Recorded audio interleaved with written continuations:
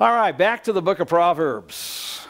We skipped over the literary structure last time to just take a couple of minutes and acquaint you with the bibliography, which fortunately is growing on books in print on Proverbs. The famine that really this book ensued for a generation fortunately is coming to an end, and there are some valuable resources to help you as you interact with the book of Proverbs. But back we come to the literary structure. And of course, one of the interpretive issues that we will deal with, one of the problems that is discussed, is how much order really is there in Proverbs. Well, very, very definitely there is an overarching structure, as you can see from the chart that I have placed in the chart list for you.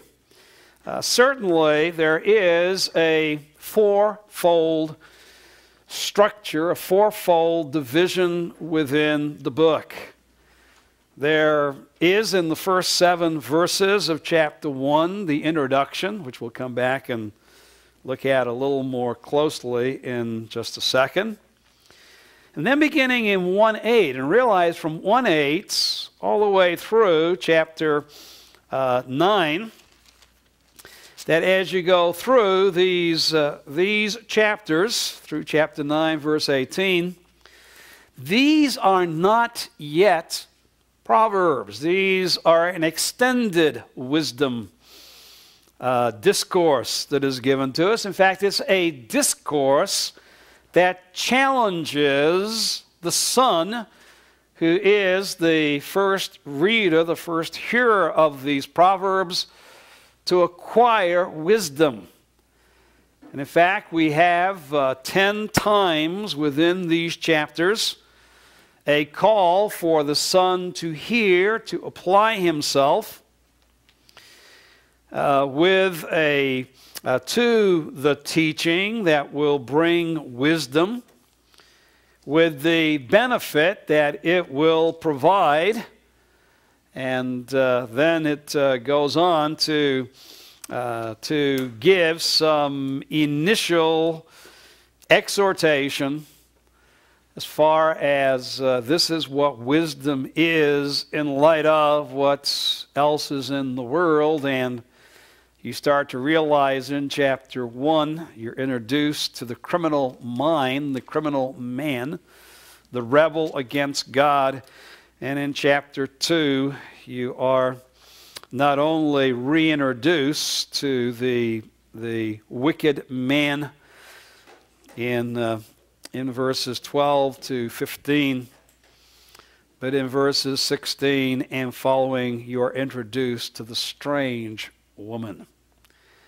And these are the two great hurdles for the young and naive one as far as the acquiring of wisdom. You will go into a world where you will have an evil man and a strange woman that will seek to seduce you to their ways.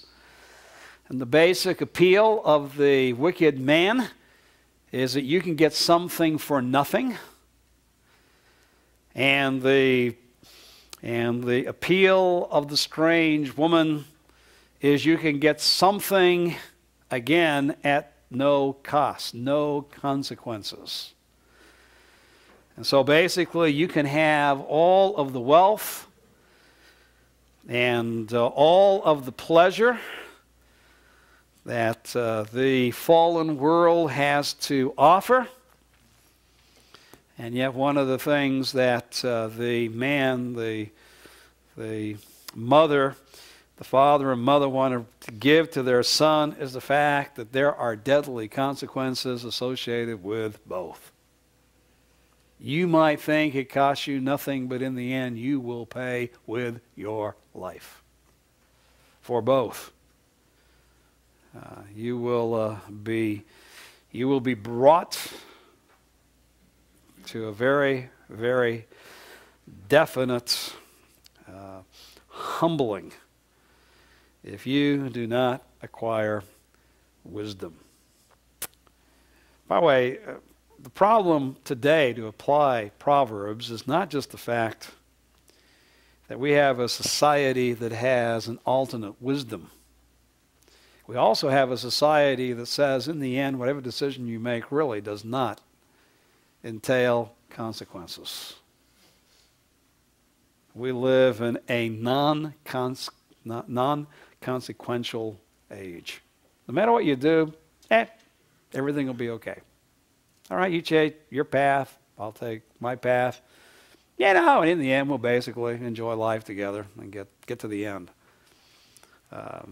We live in a dastardly day that denies the consequences of the actions that will certainly come upon you. So this long section with the admonition to the son to acquire wisdom. You're not even ready to hear the Proverbs. You're not ready to hear the wisdom until you have set your heart to acquire wisdom. And then having realized that you should acquire wisdom and you should feast at her table instead of the table of folly, chapter 9. All right, now you're ready to feast at wisdom's table, beginning in chapter 10. Here is the wisdom. And from chapter 10 all the way through chapter 29, the heart of the book is the Proverbs of Solomon and the wise.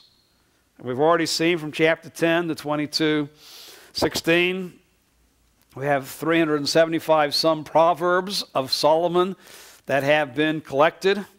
Then we have in 22:17 to 24:34 more words of wise men. These are more anonymous. And then we pick up again in chapter 25 with 4 more chapters, about 80 to 90 or so more Proverbs that come from Solomon that were collected during the time of Hezekiah.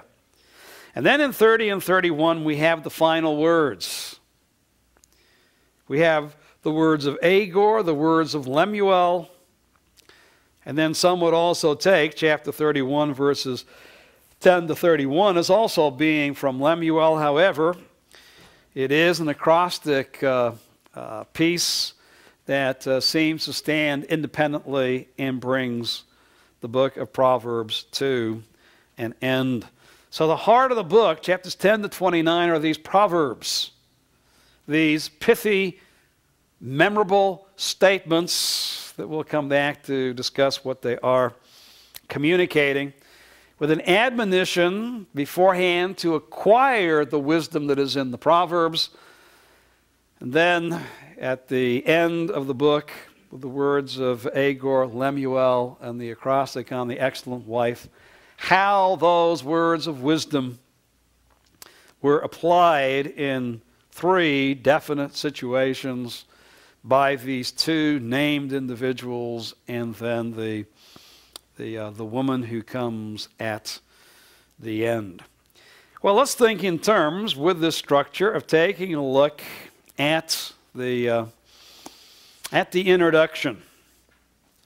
All right, in verse 1, this is the author's title for the book, The Proverbs of Solomon, the son of David, king of Israel.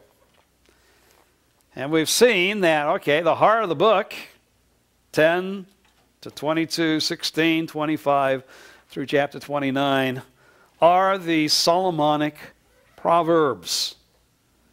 And of course, they are encased with the admonition, encased by envelope in the middle of the book, the further words of the wise, and then the outworking of wisdom in the final words in the last couple of chapters. But the heart of the book, the Proverbs of Solomon. Now, a proverb basically has the idea of a similitude, a comparison.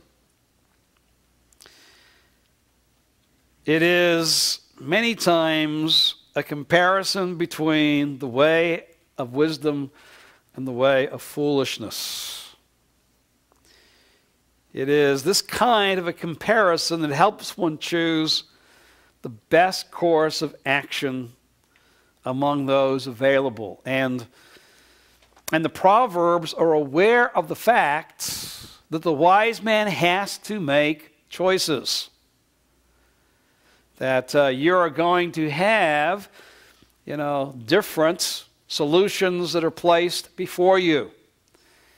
You have those that will tell you to get up early and work hard and stay up late and make sure the job gets done. You'll have others that say, just hang loose. Don't worry about it. You have some that will tell you, look, if you have to tell a lie to, have something work out, that's fine. It's all right. As long as your motive is right, as long as your attitude, as long as you're not trying to hurt somebody else. In other words, you're going to have all these choices in life. Your choices started this morning when the alarm clock went off. The choice on, am I going to be at class on time or am I going to sleep in the day? Do I really want to hear Proverbs? Do I really want to hear the Song of Solomon?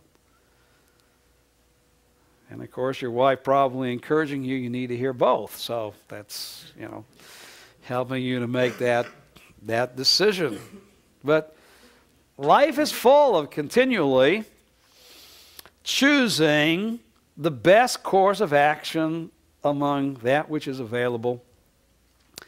The Proverbs themselves, beginning in chapter 10, are pithy statements that expose fundamental realities of life. And so these are the Proverbs of Solomon, son of David, king of Israel. Therefore, we need to recognize, as we did on Wednesday, that for the first and foremost audience of the book is a son who's being prepared for leadership. Solomon was a son of David who took over the kingship from him.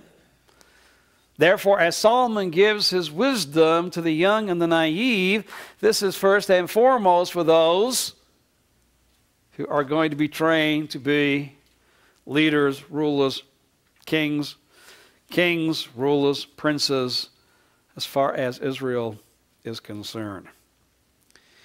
And then we see in verses 2 to 6 the purpose of these Proverbs. The purpose of the Proverbs was to develop moral skill and mental acumen. In verse 2, we're given a summary. All right, these Proverbs will lead to what? To know wisdom and instruction, to discern the sayings of understanding.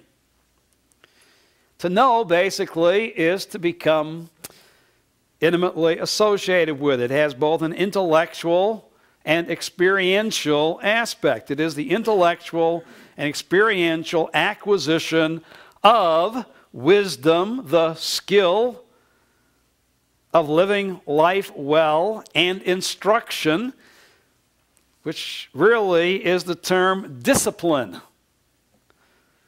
so that you will know intellectually and experientially what is the right course, the wise course,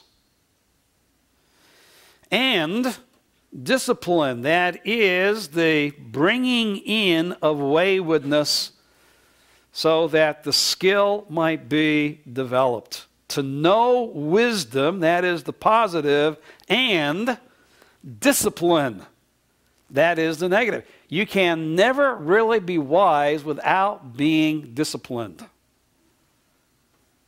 Human beings are wayward. They wander.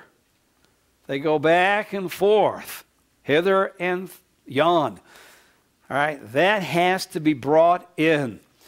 By the way, those of you who had kids, you understand this very, very well. Kid left to himself is all over the place. I mean, you get to the famous terrible twos. What? Terrible two is the fact that the kid is into everything. nothing is sacrosanct.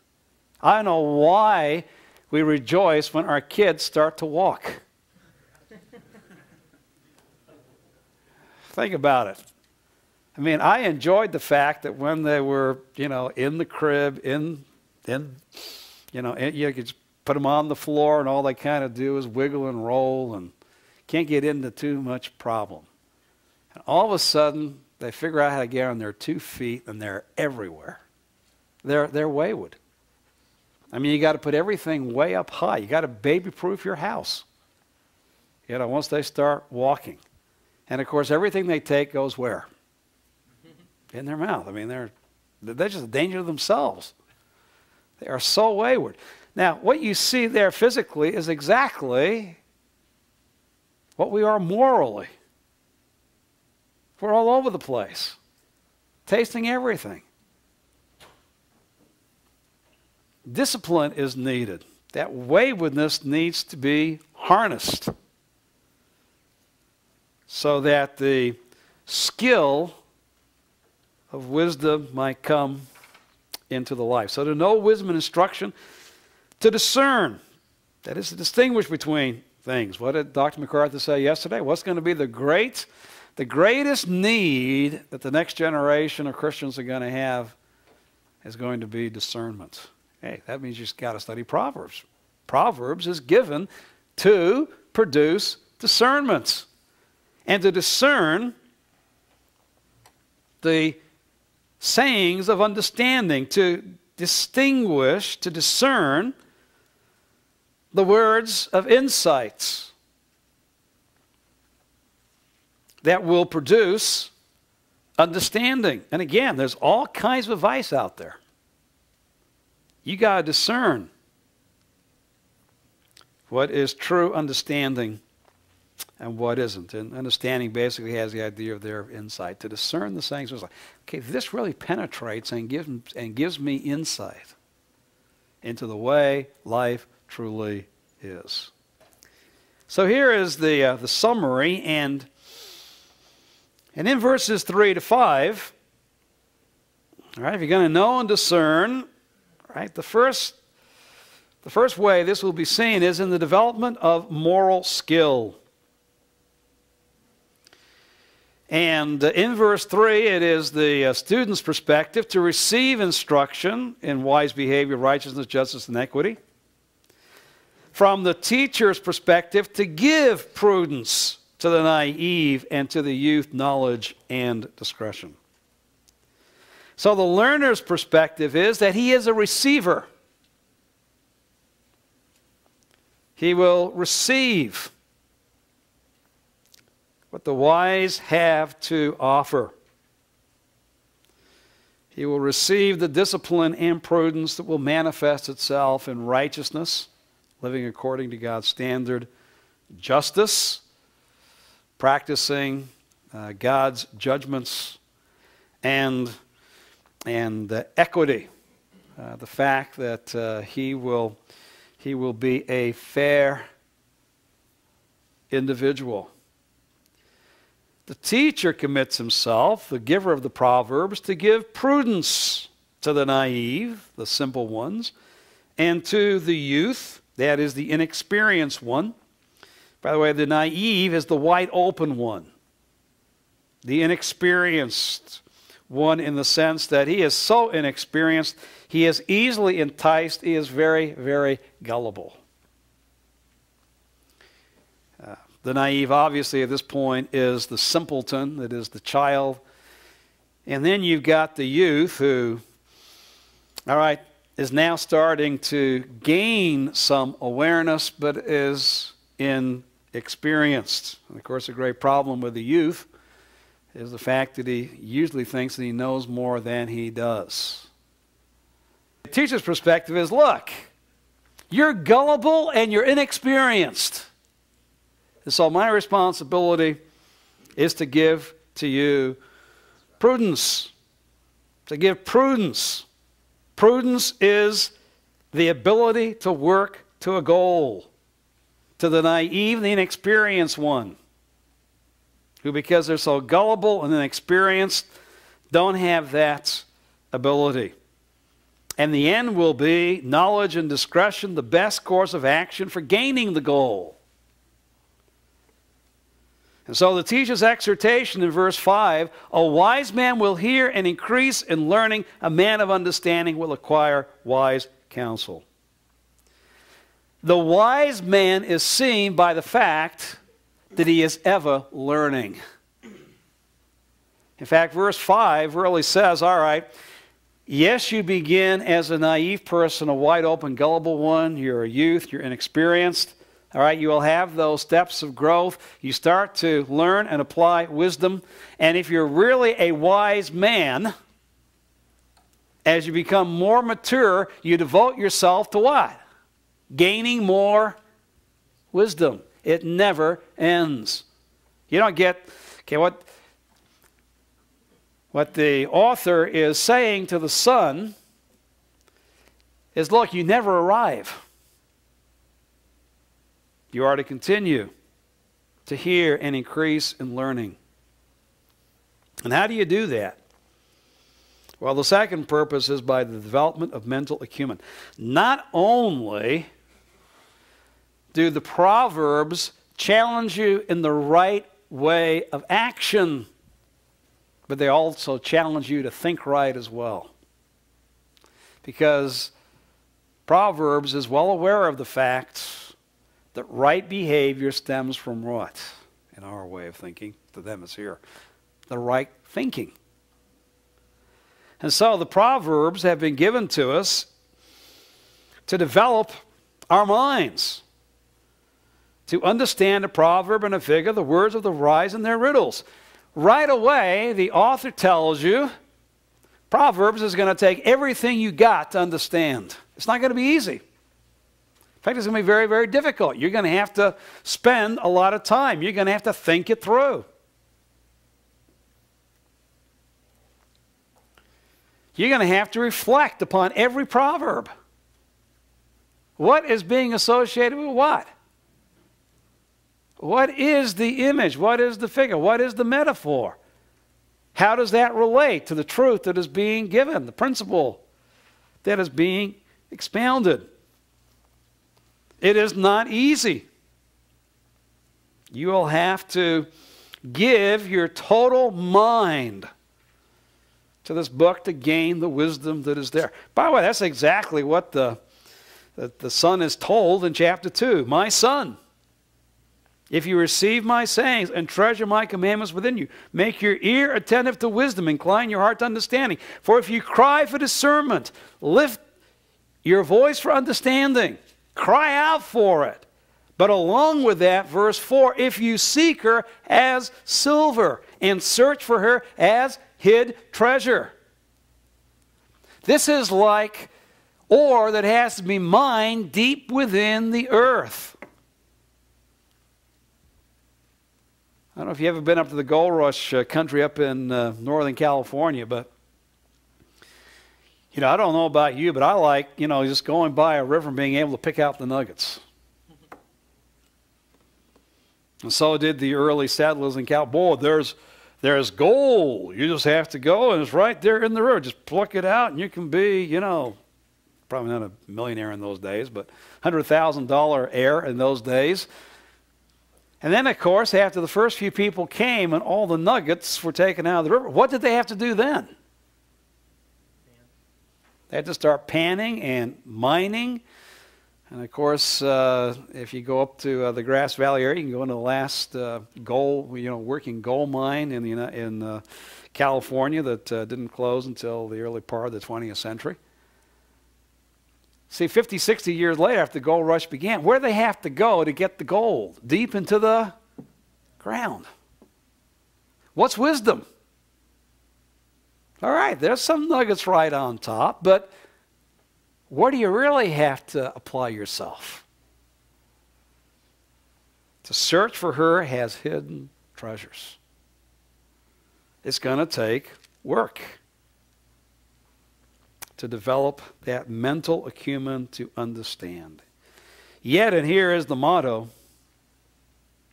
the fear of the Lord is the beginning. The term that is used here has the idea of the foundation, the prerequisite, where it all begins.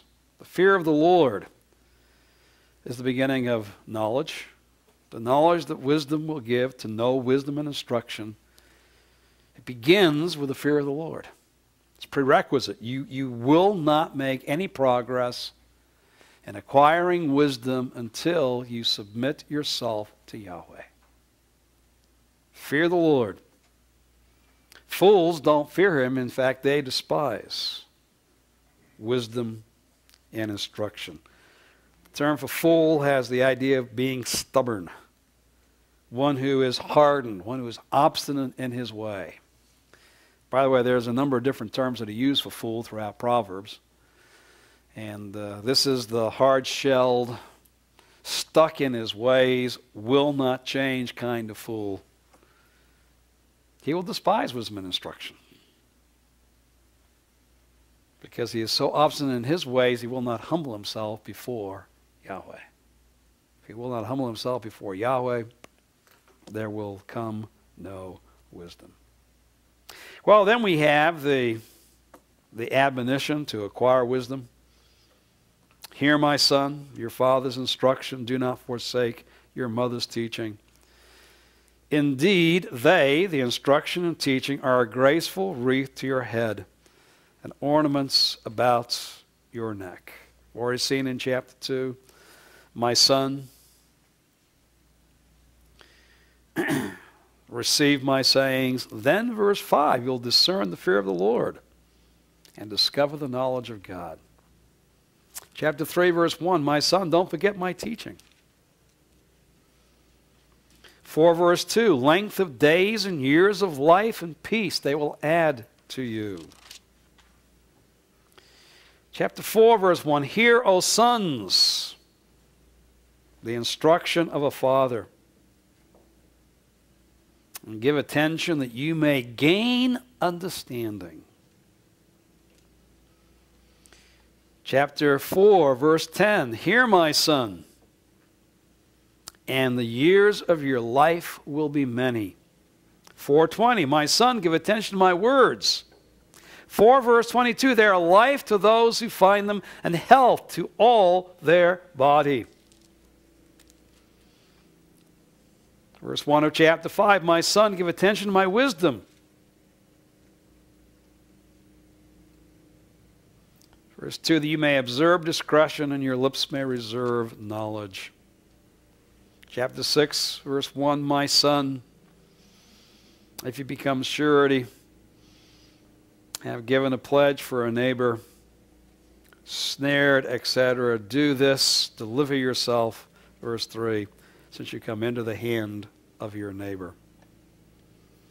Verse 20 of chapter 6, my son, observe the commandments, etc. Verse 23, for the commandment is a lamp, and the teaching is light, and reproof for discipline are the way of life.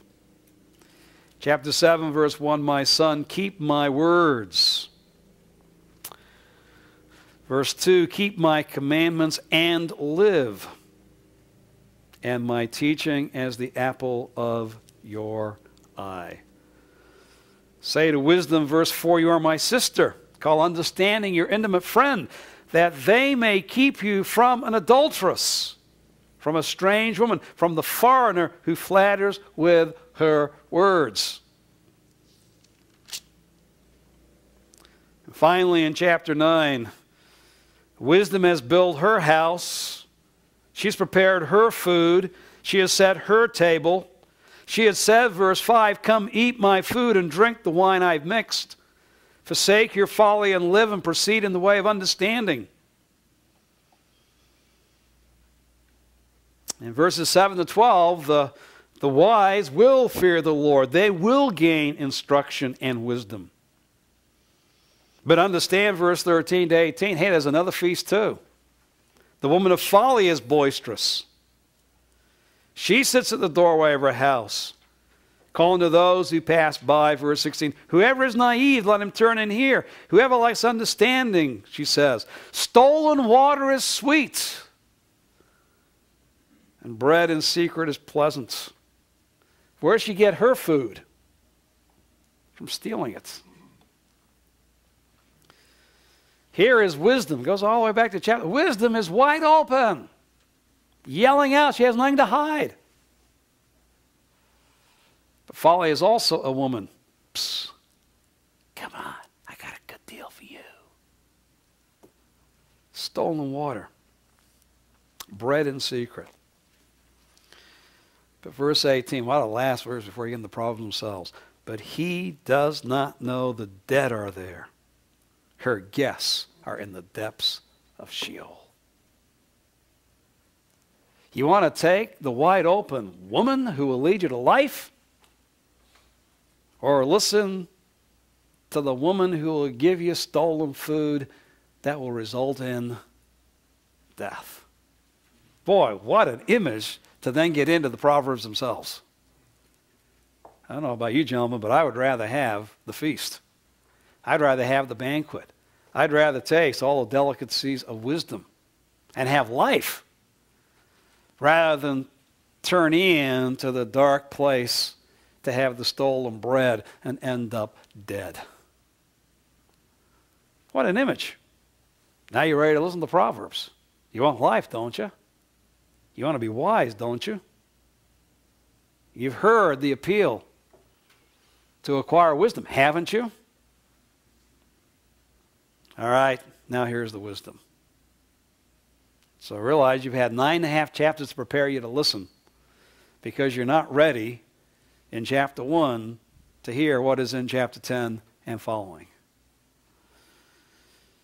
And then we have the Proverbs. And right away, as we get into the Proverbs of Solomon and the wise, we deal with the two overarching interpretive issues of the book.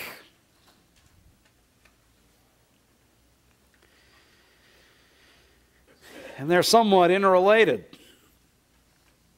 The first is, as you begin in chapter 10,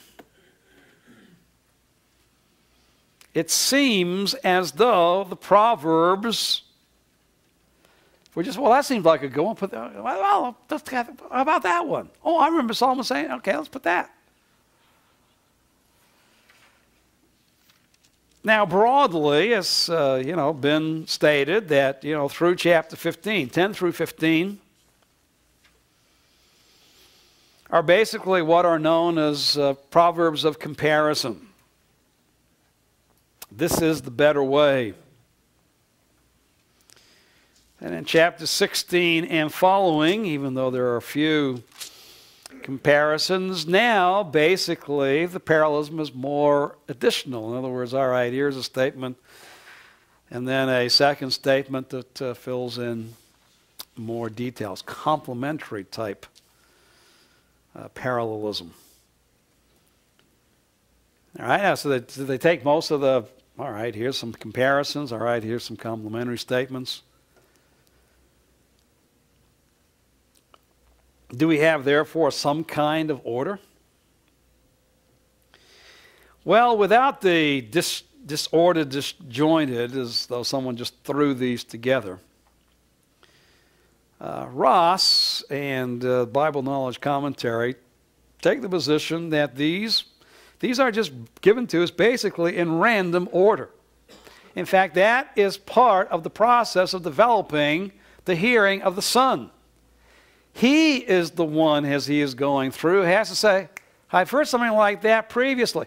In other words, it is the reader who is to bring the order as the Proverbs are being heard. The idea here is, okay, you start at 10:1, and as it were, day by day, take a proverb and reflect upon it. And as you're going through now, you realize Dr. Mayhew's book has now done it all for you. Dr. Mayhew has spent years going through saying, well, as you read through, there seems to be certain topics that are gone over again and again. And then in those topics, there are some subtopics. And the more you read Proverbs, you start to see this proverb goes with that, Proverbs goes with that. And so what he's done is giving you a book where you can do what? In fact, you don't even have the book of Proverbs before you anymore. You literally read, okay, Dr. Mayhew's come up with a category and said, these are the Proverbs dealing with, and here they are. And now reflect upon them, because, and I think he's used, what, the English Standard Version, I think is the one that he used there, but here they are from the text. You don't even have to go back to Proverbs. He's just read them in the way that he has put them there. Now, position A would say, Dr. Mayhew, you have just short-circuited the process. Every reader should go through that process. That's part of the process of gaining the wisdom that is there. So they do appear to us at first to be random, so that we can wrestle with them individually and then corporately bring the order and place the Proverbs in their proper perspective. That's not the majority position. The majority position is that, all right, there is some kind of mnemonic device, some key as far as the ancient mind was concerned.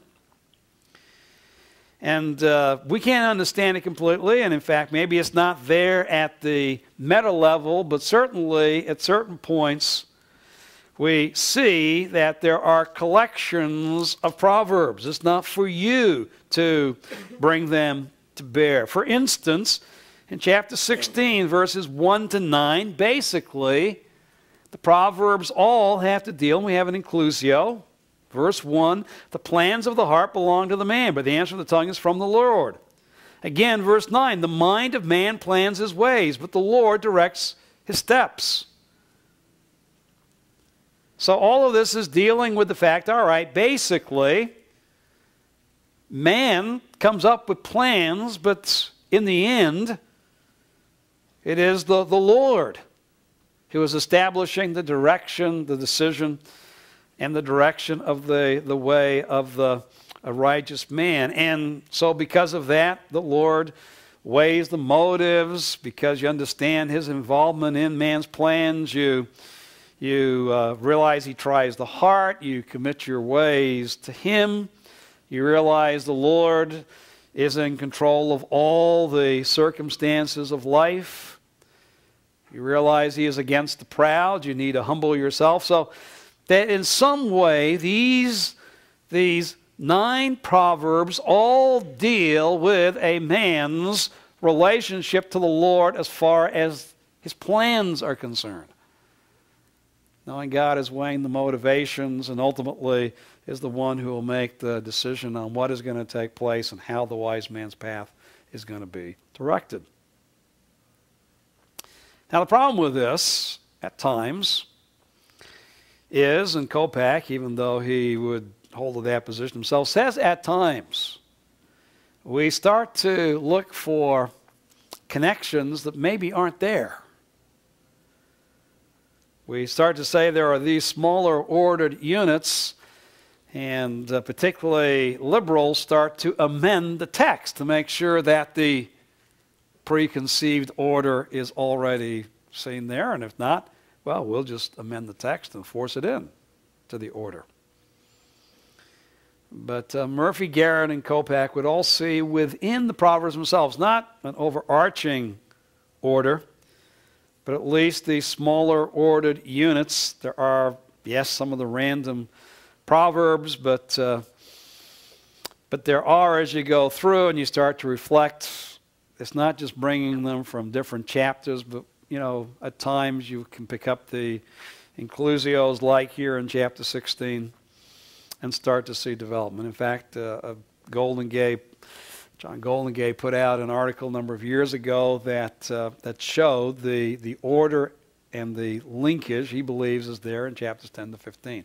There is a very definite linkage of why one proverb follows another. And even though none of the commentators I've presented to you hold this position, some say, in the end, if we really knew why, there is an order behind what is here. We just don't know what it is. And of course, that is the antithesis of position A. which is no, there isn't. That's for you to figure out as the reader. That's part of the challenge of the Proverbs. That's part of the riddle that you have to give your mind to start to come to a conclusion. But you know, in the end, you apply yourself to a riddle to gain what? An answer. So, I'm still not willing to completely give up the sea that I don't think we'll find in this life. But when finally we're in the millennium, and I don't know whether Solomon's going to be there or not, but at least wise men of Solomon, remember 501, I didn't take a stand on his ultimate regeneration or not. But some other wise men will be there, and we'll find out whether they were random and we had to bring the order, whether there were smaller units within the Proverbs. And we're dealing here with chapters 10 to 29. Everyone agrees there's an order in the first 9 chapters, and there is an order, a flow in chapters 30 and 31. But the heart of the book, the Proverbs, is a presently unknown, precise order, or is it random, or can we just find these smaller units, and when we found them, what do we do with them? So that's part of the challenge of Proverbs. And I guess in line with the wisdom writers, I'm not giving you final answers. Okay, I'm just giving you the problems. It's you that can figure it out. You can apply your godly mind. What about the nature of the Proverbs themselves? Again, we're not dealing with chapters 1 to 9. We're not dealing with chapters 30 and 31. We're dealing with chapters 10 to 29. And Hildebrand in Cracking Old Testament Codes has a very good discussion of this. Now you'll notice none of the contemporary commentators take A, but most of the people you minister to will. The Proverbs are inflexible, absolute principles of life. And I can tell you the one that you're going to find in your pastoral ministry, person after person is hanging on to. Proverbs 22:6. Oh, my wayward son. Oh, my wayward daughter, who is no longer walking with the Lord. Well, I know they were trained up in the way they should go, so when they're old, they will not. What? They're going to come back. That's the promise of Scripture. They take the proverb as a absolute, inviolable promise from Yahweh. You bring them up right, God will make sure they won't go wrong. I mean, I have been in prayer meetings, gentlemen, with people saying, I'm praying for young Susie, I'm praying for young Bobby, and I am claiming the promise of Proverbs 22:6. Well, are these promises in that way? Are they absolute, inflexible principles, always at work? And you can see, as Hildebrand brings out, in response to that, there has been a switching of the pendulum. Garrett seems to take this position. Dr. Mayhew does in his book, actually uses these terms. Realize Proverbs are not inflexible, absolute principles. They are not absolute promises.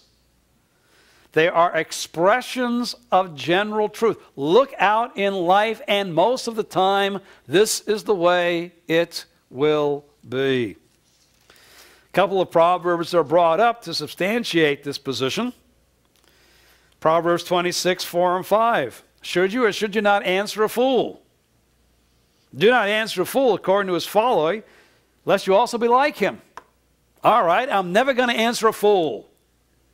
That's what it says. But the very next proverb, answer a fool as his folly deserves, lest he be wise in his own eyes. Both are true as far as they go. You get involved trying to correct the fool, watch out, because what? This is going back to the academic issue we started talking about before we got to class. That wasn't so are out of the loop from class. You seek to answer a fool. Be careful, because what? You can fall into their ways, their thinking. Which means, therefore, you should never answer a fool? No, because if you never answer a fool, what? Guess what? You might never think he's wrong. No one ever confronts him. No one ever seeks to correct him. So what should you do? Well, the wise man will know what to apply at the given situation. All right, if I get into this, I could end up being like that. You bring this up in biblical studies. You haven't got to Old and New Testament introduction yet, but the problem with liberal criticism is the more you read it, the more you start to realize, oh, it makes sense, given their basic presuppositions. And so you go in to think that, all right, here am I, dashing, daring, young graduate of the Master's Seminary, and I can go into the den of academia, and with one little flick of my scholarly pen, I will change 200 years of error. And what usually happens on the other end of the process?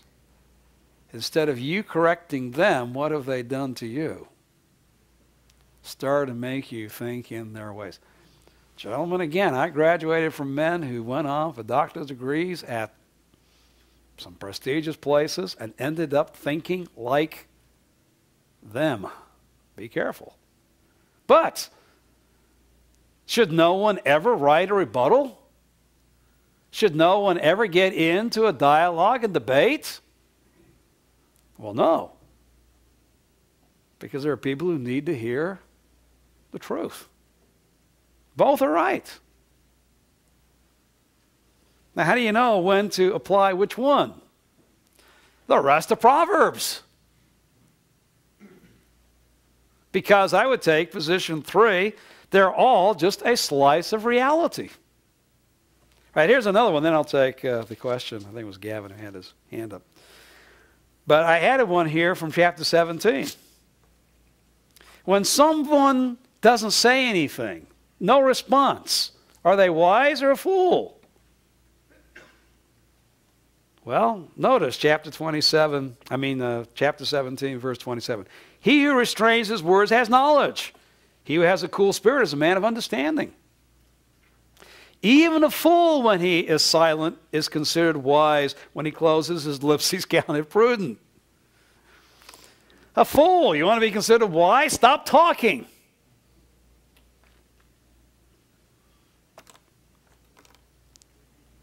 All right, now obviously 28 is saying, look, if you've practiced 27, restraining your words, yeah, that should come from wisdom, but you know what? Just restraining your words, even a fool can do that and be considered wise.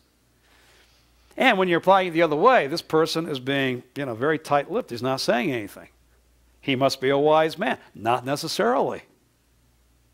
He could be a fool who doesn't have anything to say. So it's considered wise. So you can see, and those are just a couple of examples. Proverbs will get under your skin, guys, just like Job. Yeah, when we get there, Ecclesiastes.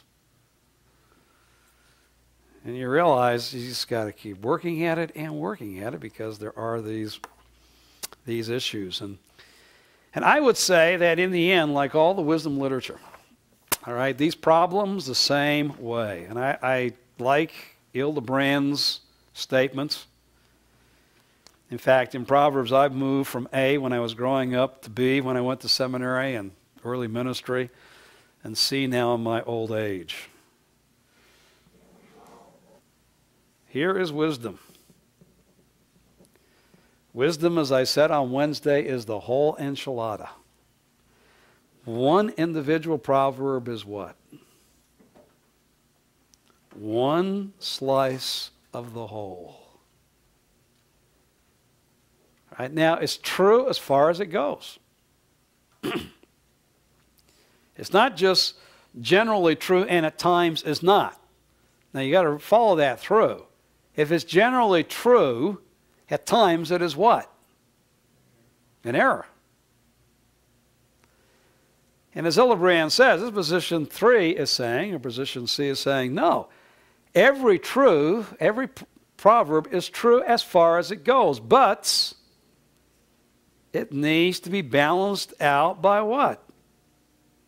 Other slices of the pie. 22:6 is true. Train up a child in the way he should go.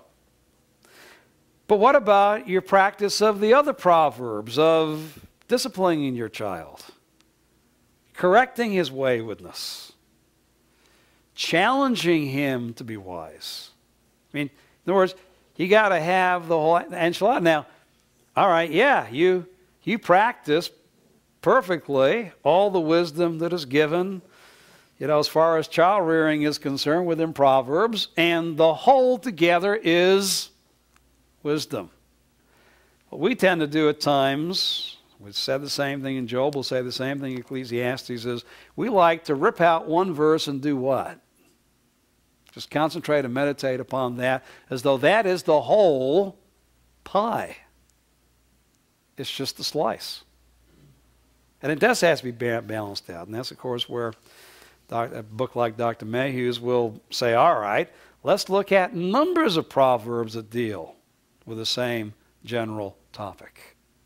Take a look at each one of them individually, but then take each one individually and bring it back as a part of the whole. So when should you and when should you not answer a fool? All right, you got to take a look at the whole enchilada to know, all right, when should you speak and when should you stay silent? And when you do, are you being wise? Are you being foolish? You got to look at the whole pie, the whole enchilada, because each one is just giving you a slice. That's why interaction with the Proverbs never ends, because you never come in this life, well, I may put it this way, to have eaten the whole pie. So you might think of Proverbs as the Marie calendars of the Old Testament. Okay, I keep having a slice, but I'm working to eat the whole pie, but I never quite get there. So I got to keep going back to Marie calendars. Of course, it doesn't take much for me to do that, but as far as my illustration, that is. But I think it is a good way to think of the Proverbs and to give us an understanding. I had a hand right in here. Was it Gavin? Would you say that Proverbs, all Scripture can be lifted, twisted? Exactly. Would you say that Proverbs is fertile ground for people to, whether it's a cult or wacky teaching within our church, to propagate ideas and sort of sloppy proof texts? Yeah, I'm not sure people do that so much for Proverbs in the sense of wackos and false teachers. I think it's more those who love Proverbs, those who do want to be wise, who tend to latch on in an unbalanced fashion to a number of Proverbs and make them their life verses from Proverbs, instead of realizing that all has to be balanced out by the other proverbial statements that are in the book. So that would be my, I can't think right off the bat of false teachers, really going to Proverbs to substantiate the false teaching. I think more where this comes from today, and I think we have to be very, very careful, is in the whole aspect of counseling, where you've got people who say, okay, I'm going to be biblical, and I just throw a proverb here and there. Because the proverb says that, all right, that's the counsel you should follow as far as your life is concerned. And do tend at times to make them absolute. I don't have no examples popping in my mind, but I'm sure if I went to some of some of the books my wife reads, I shouldn't have said that quite. That's what popped into my mind. But that's one of the things I have to do is read and say, all right, is this giving a balanced, biblical position?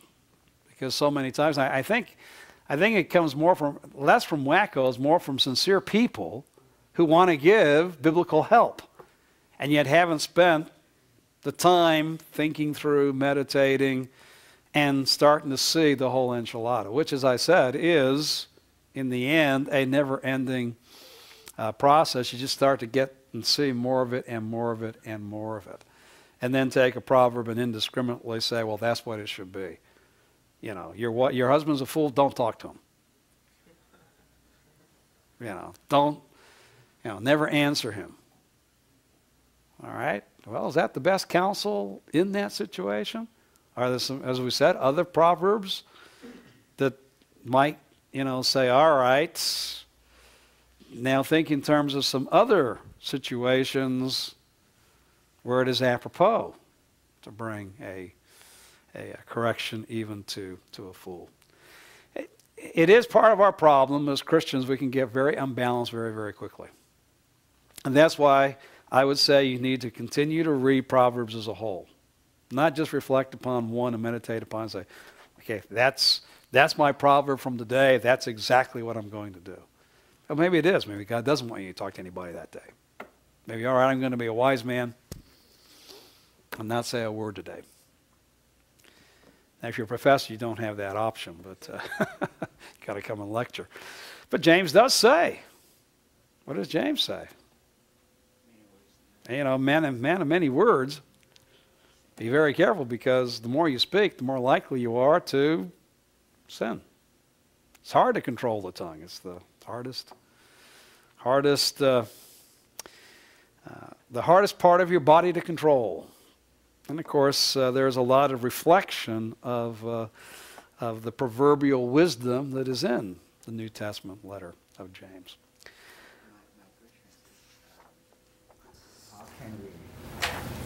How can a fool become prudent? How can a fool become prudent? And wise, as we know, a fool is a naive man, and the one who is... Well, a fool's got to realize, number one, his own obstinacy, his own failures, his own sin, as we heard in chapel yesterday. How does a fool become wise? Well, he's got to humble himself first. He's got to repent of his sin, humble himself before the Lord, and then he's got to apply himself to the wisdom that is given within the Scripture.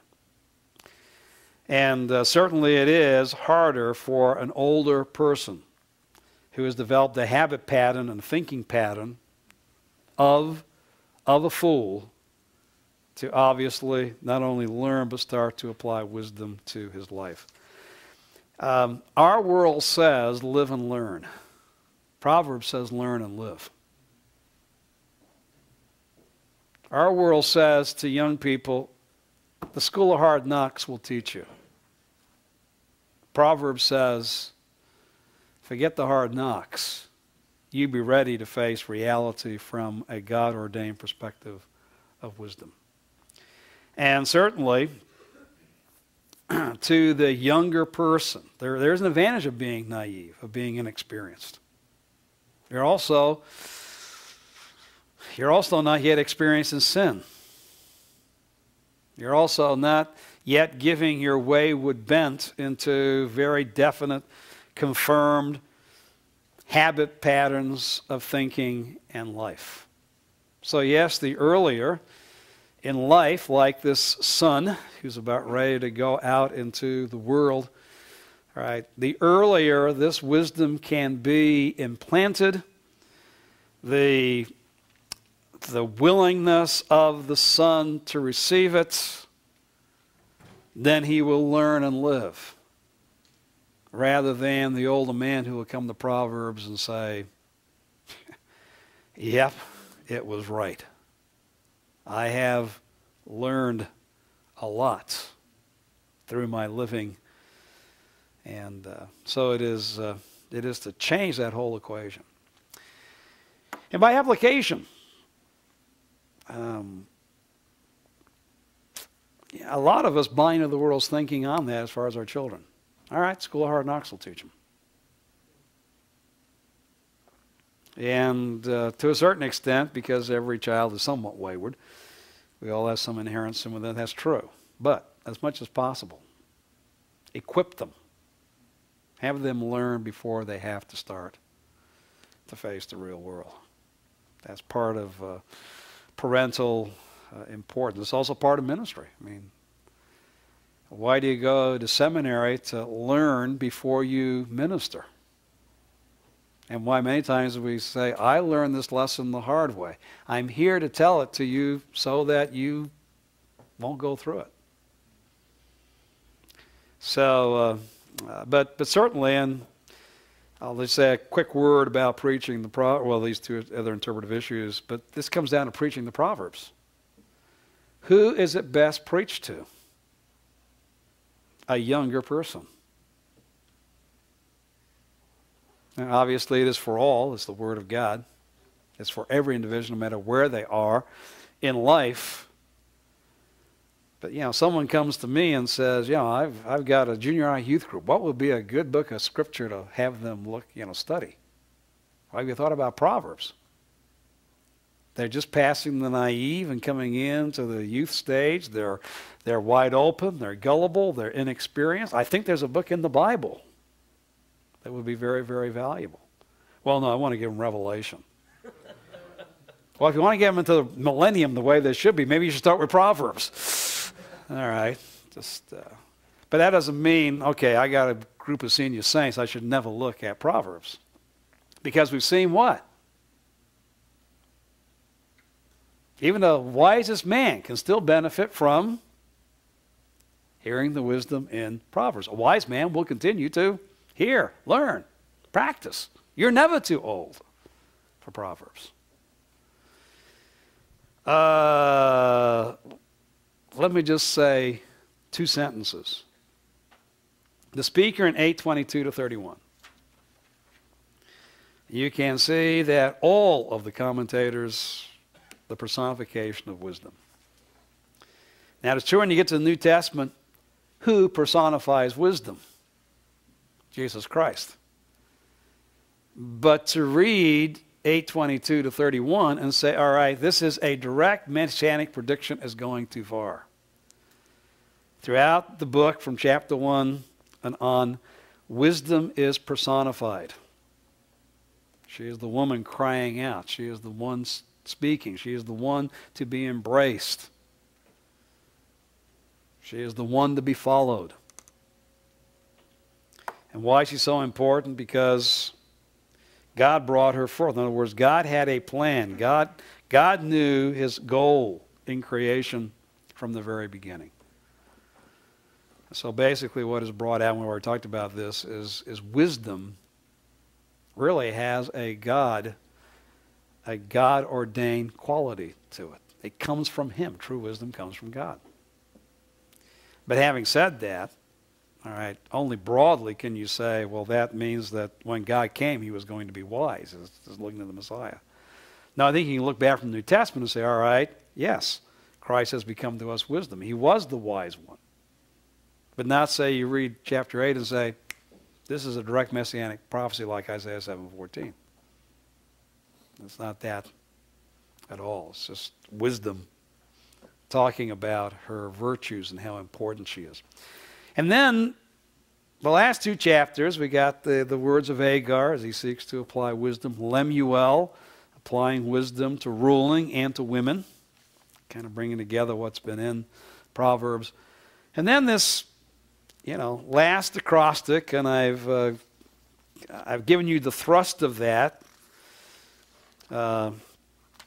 Again, in the chart that you have in the chart book, or on the chart book, the chart. I'll just give it to you all there, right there. But the question comes, who's the woman? Because who's been pictured as a woman throughout the book? Wisdom. So is this Lady Wisdom, or is this a literal wife and mother? And I think Garrett has a great discussion on this, saying, look, this has been directed to a son. Yes, he should embrace wisdom. But what's a fitting end to Proverbs? Being the inexperienced, wide open one, what is the most practical decision he has to make where he has to apply wisdom? His wife. Who's he going to marry? And so in Proverbs chapter 31, this is the kind of woman you should look for. By the way, in the canonical connection, the Masoretic text, you go right from Proverbs into Ruth, where in chapter 3, verse 9, Ruth was called what? A virtuous woman. A woman of excellence, a woman of high value. So that I would say that Ruth itself shows us this is not some ideal. This is not now the final picture of wisdom that the son is to embrace. Rather, it is giving him some very definite pointers. And by the way, it is still to the son. It is to the son. It is not to, this is to a woman, what should she be? This is a description for the son of what kind of a woman brings public respect for her husband. A wife who can be highly valued, who benefits her husband so that her husband and children will praise her. And of course, in between, she's a hard worker. She's a woman of wisdom herself, who thinks of the future, has her goals, and seeks, with the Lord's help, because she fears the Lord, to have that come to pass within her life. And then, what I've already said about preaching Proverbs. Proverbs is hard to preach. Obviously, the first 9 chapters aren't, because there is a flow there. There is a challenge to acquire wisdom. It is an extended wisdom discourse. But you get to chapter 10, and then you have to make the decision. And I would say still the best way to preach is to get Dr. Mayhew's book or another similar book and think in terms of hitting some of the major topics on what Proverbs teaches about God's wisdom concerning, well, wisdom concerning honesty, his wisdom concerning how to speak, his wisdom concerning children and raising of children, the wisdom concerning discipline and integrity and hard work. All right, get into some of those topics and give an overall perspective of what the Proverbs have to teach. And by the way, don't just resurrect Proverbs 31 every Mother's Day.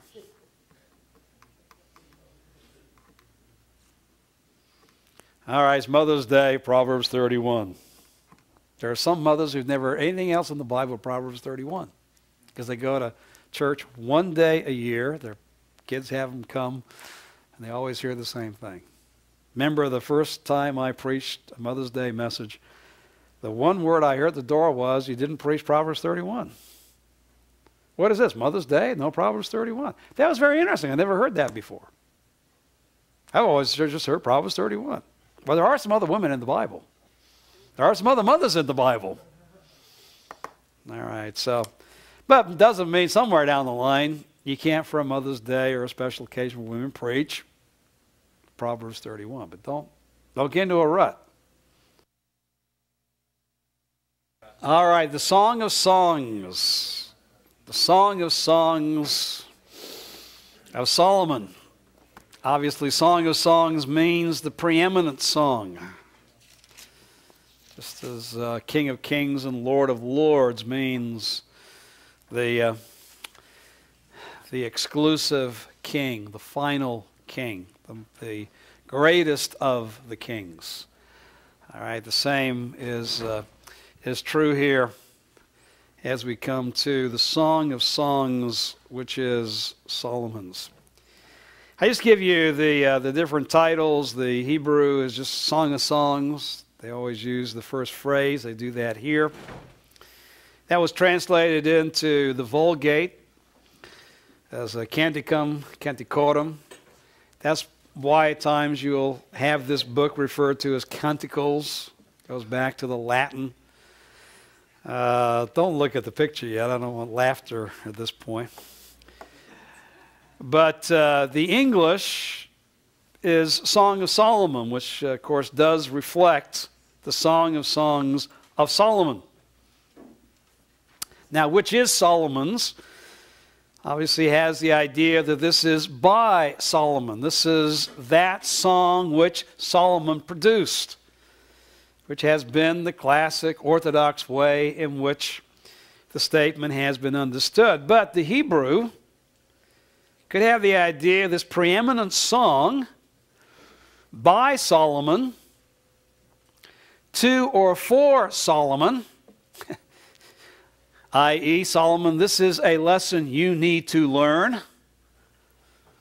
or in the style of Solomon. Solomon being known not only as a speaker of wisdom, but also a singer of songs in 1 Kings chapter 4. So we've taken a look at some of his proverbs, some of his about 460, 70 proverbs that have been given to us in the book of Proverbs. Now, okay, he not only, wrote about 3,000 proverbs, he also produced about 1,000 songs. And if you want to get the song, kind of like of all of his hits, this was his major hit. I mean, most musicians are known by that one greatest song, and you can almost, bring it out. I wish I could give you some illustrations, but I'm not into popular music today. All of my illustrations would be so old that you wouldn't even know who I'm talking about. But, well, one you probably do know. Thanks for the memory. You don't know it. Oh, boy. All right. All right, well, that song was the theme song of Bob Hope. I thought since he just died and most of you fly in and out of his airport, that maybe you would remember that one. But, okay, this is the best of Solomon's songs. You should know this one. Of the hit parade of 970 to 931 BC, this was the best of Solomon's songs. And we would take it as an inscription of authorship. This is the Song of Song. Not in Solomonic style, not in the style of Solomon, not in the perspective of being given to Solomon for his enlightenment, but by Solomon. And of course, once you say that this was written by Solomon, you realize why men take interpretive issues number 2 and 3. Interpretive positions number 2 and 3.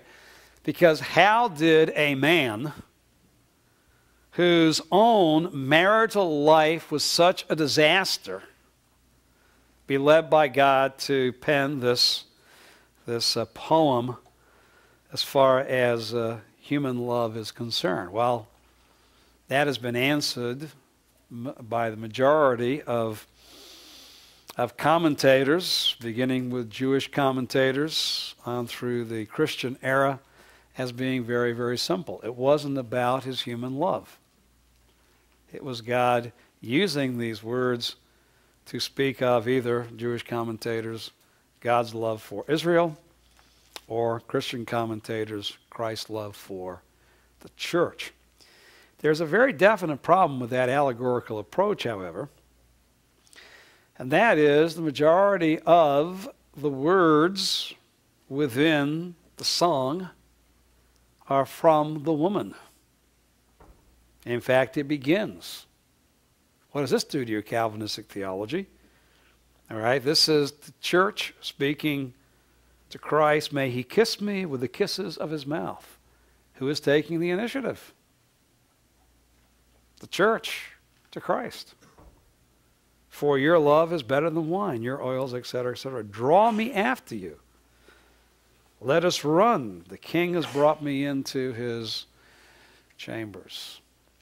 So when we see the involvement almost, as you go through the book, it's more that the male, as you go through, or males, depending upon your interpretation of how many males are involved, are responding basically to the initiative of the woman within the Song of Solomon. No application at this point, but gentlemen, who likes romance more? Those of you who are married, I think, can answer that question a whole lot better. Honey, didn't I tell you I loved you a year ago? I mean, all right, let's get back to what's important here. You know, I got an exam to study. Okay, I love you. I'll see you in a few days. Who is the one who usually says that's not good? Okay, let me say you can have your time after I have a few moments of your time. All right, it is the woman. What was a survey that was done? Most men, when stated, how's the communication in your marriage, said just fine. Most women said he probably needs to speak about 3 times more often than he does now. All right, we'll just leave it at that. But there's a lot of truth in what we see here within the Song of Songs. We don't know when Solomon wrote it. And there has been more different interpretive angles taken on Song of Songs than any other book within the Bible. All right, if it's historic, you know, it was his first love, the love of the Shunammite, that has been very, very popular in the 20th century in evangelicalism, or is it later on his reflection about a lost love? Is it, to use the Shepherd hypothesis, that he tried to woo a woman within his harem who never gave up her love for a shepherd lover, and so he learned the lesson of true love from seeing the love displayed in another couple? These are questions that you will ultimately have to answer to preach it, but they are very, very difficult. Song of Songs is not an easy book to interpret. Its canonical position in the Masoretic tradition. It is the first of the second of the megalith, is right after Ruth. In fact, you start thinking about the Masoretic tradition. All right, here are the writings. All right, the godly as they await the kingdom. The godly as they await the kingdom realize they live in a wicked world. And so they pray and praise God, pray for his deliverance, praise him for his protection as they live within the world. And yet as the righteous live in the wicked world, they suffer. And so Job, they learn how to live. They learn how to suffer. They learn that in the midst of even the hardest circumstances of life, they trust God. That fear of God, that trust of God, that submission to God is the foundation, not only when you go through suffering, but all of life. So that from the naive child through the most mature saints, one needs God's wisdom. That is certainly seen within marital relationships. And you have Ruth, you have Boaz, you have Naomi, three individuals of Torah who practice godly wisdom. And God blesses them. God blesses Ruth and Boaz with a godly marriage. Now we come to the Song of Solomon. That, all right, what should be the response of husband and wife within the godly marriage? And so you can see how, in the MT tradition, the Masoretic tradition, how there is a flow that is seen from book to book. But as we said also, in the megalith, song comes first. It is what is sung. Of course, the classic understanding that this is a picture, this is an analogy, an allegory of the relationship that Israel has with their God. All right, that relationship is established at Passover, and so Song of Songs is sung at Passover. And then we get to the barley harvest and read Ruth in the Jewish holy days at that time. But canonically, in the Masoretic tradition, it is between Ruth and Ecclesiastes. And we'll figure out how Song of Songs might lead into Ecclesiastes on Wednesday. All right, some of the major themes within the book. Now, fortunately, the New American Standard puts, and let me just put the scripture up here so that you can see. No? Well, all right, we'll go a little further right there. Notice, and let me zero in on it. Notice that from the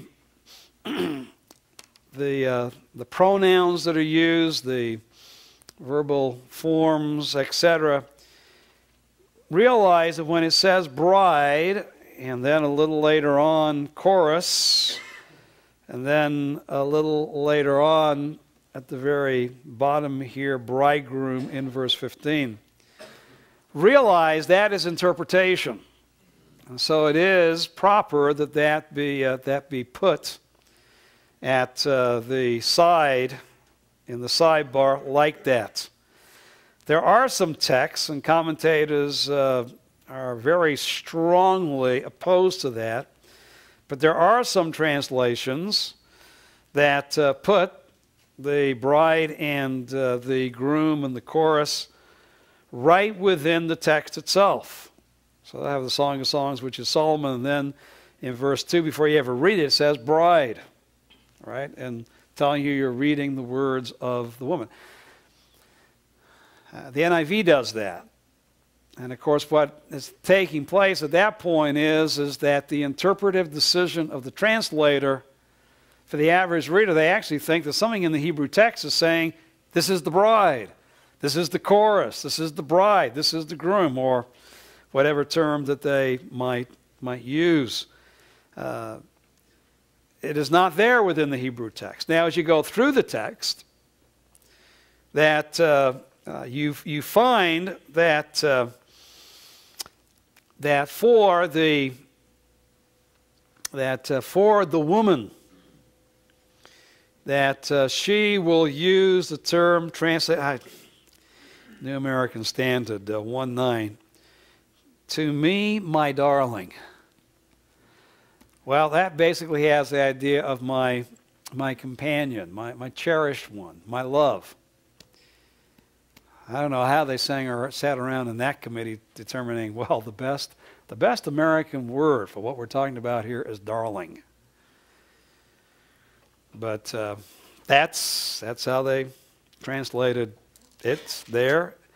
And in 1:15, how beautiful you are, my darling. All right, so understand at that point, this is the husband speaking to his, or the man speaking to the woman, and really is my companion, my love. Also referred to as bride, also referred to as most beautiful of women. And then the man is referred to by the woman as her beloved.